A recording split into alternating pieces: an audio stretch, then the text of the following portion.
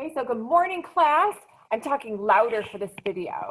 I know for pictures of Holliswood, I was a little bit quieter, so I'll make sure I'm a little bit louder, which is somewhat oddly easy for me. So we are going to reread Little Dogs and Big Bears. Now, the reason we're rereading this is because one of the main elements, or one of the main things that we're using for, or that the grade 6 training teachers are using for this year is comprehension checks. It's practicing the skills that help you understand what you read, figuring out main idea, and so on and so forth. So just to make it easier so we're all doing it at the same time, plus Miss Betty likes to read, I will read the story to you. That way we all end at the same time. You hear it for a second time. Then I'll go over the comprehension check with you, the different types of questions in there, because I don't want there to be any confusion there, because you'll be doing a few, these throughout the year, okay? So have open Little Dogs and Big Bears. I've probably already told you this, so this is probably the second time you've heard that. So you can pop that open, you can do a split screen, okay? Or you can minimize me and listen to me as I read a Little Dogs and Big Bears to you. Hold on, I need to sip the water. Okay. I like to read the captions as well first. Pictured here are John Mobley and his German Shepherd Shadow. Saying, oh, I wonder if I can screen share. Oh, hold on. I think I can't. Let me screen share so you don't need to watch me read. Oh my God, that's just silly. So let me share with you. Oh my gosh, how exciting. That's much better. I'll make myself a little bit bigger. Okay, myself. Pictured here are John Mobley and his German Shepherd Shadow. Shadow saved Mobley from an attack by a huge grizzly bear. Let's begin with a joke. How can you tell the difference between a black bear and a grizzly bear? First, get the bear really angry with you, then find a tree and climb it. If the bear climbs up after you, I have to make that a smidge bigger, comes up after you and eats you, it's a black bear. If the bear knocks the tree over and eats you, it's a grizzly bear. Getting a bear mad at you, of course, is crazy. Bears are powerful animals. Their teeth and claws are deadly. But if anyone did want to get a bear angry, see the feathers? There's one foolproof way to do it. Just get between a mother bear and her cub. A mother bear will always attack if she thinks someone is about to hurt her baby. Paul G did not mean to scare a bear cub. Maybe Guittard. I'll say Guittard. Paul Guittard did not mean to scare a bear cub. He did it by accident. Guittard lived in Canada.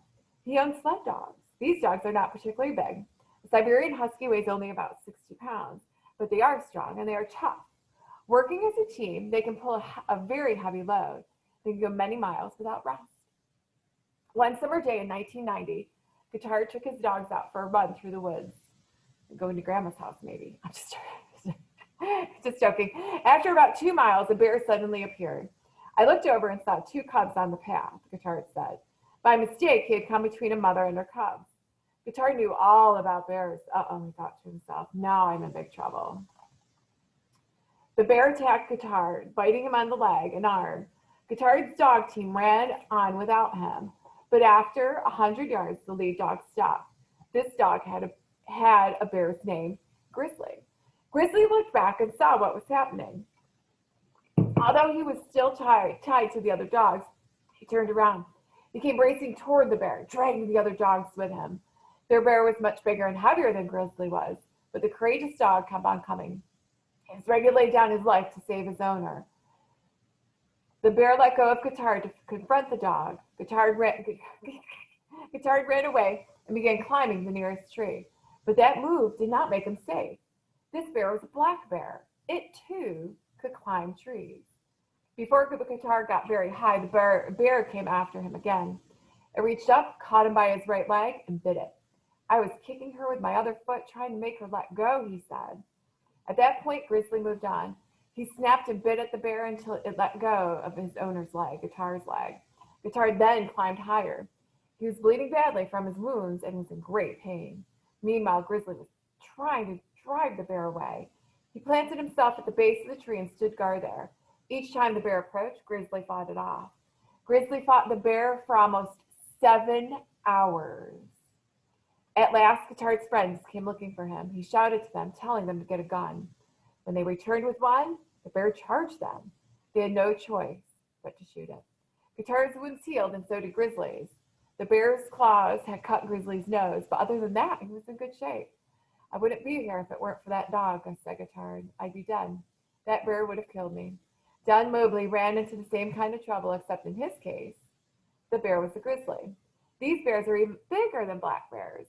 Adult grizzlies don't climb trees, they are too big, but on the ground, they will fight fiercely. In fact, they are the fiercest of all bears. In 2002, Mobley was gathering firewood near his home in Alaska. Luckily, he had his dog, Shadow, with him. Shadow was a German Shepherd. Like Paul Guitard's dog, Shadow would do anything to protect his owner. As Mobley picked up the wood, he saw a cub. The little bear was only 15 feet away. Knowing the mother would be close by, Mobley looked around. All at once, a huge grizzly bear jumped over a log and rushed straight at him. She growled and came at me, said Mobley. Mobley ran for a nearby river. I didn't think I had any choice, he said. I was going to get mauled. Mobley knew he couldn't outrun the bear, but he hoped to get to the river before the bear got to him. Then perhaps the bear would give up. But the bear was gaining.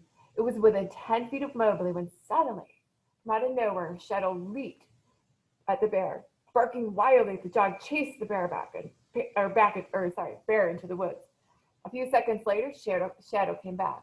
The dog was cut behind his ears, where the bear had either clawed or bitten him.